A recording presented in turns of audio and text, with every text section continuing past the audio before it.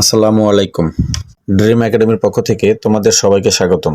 সাথে আছি আমি মোহাম্মদ রেজাউদ্দিন। আজ আমি তোমাদের মাঝে একটি স্টোরি নিয়ে হাজির হয়েছি, যার নাম failure is the pillar of success. Once there lived a good king in Scotland. His name was Robert Bruce. He loved his kingdom and his subjects very much. His subjects had a great love and respect for him.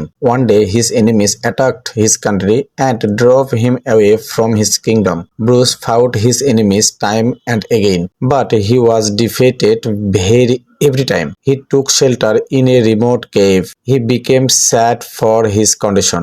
One day he was laying in the cave. Then he saw a spider trying hard to climb the ceiling of the cave.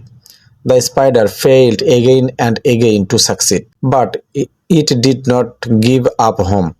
Bruce saw the spider climbing the ceiling after many unsuccessful attempts.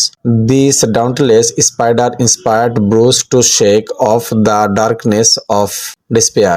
He gathered an army of strong men and attacked his enemies. The enemies were defeated and Bruce regained his kingdom. এটির বাংলা অনুবাদ: ব্যর্থতা সফলতার স্তম্ভ।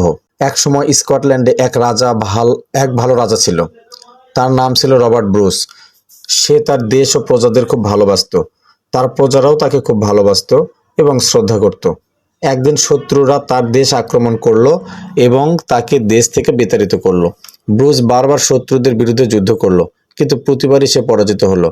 সে একটি দুর্গম গুহায় আশ্রয় নিল। সে তার অবস্থার জন্য দুঃখিত হলো। একদিন সে গুহার মধ্যে শুয়েছিল।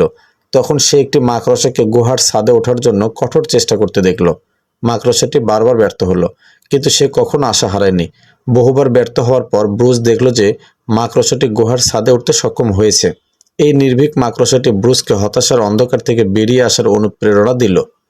সে একটি শক্তিশালী সেনাবাহিনী গঠন করলো এবং শত্রুদের আক্রমণ করলো। শত্রুরা পরাজিত হলো এবং ব্রুস তার রাজ্য পুনরুদ্ধার করলো। আজ এ পর্যন্তই। আগামীতে আবারও কোনো একটি স্টোরি নিয়ে তোমাদের মাঝে হাজির হব ইনশাআল্লাহ।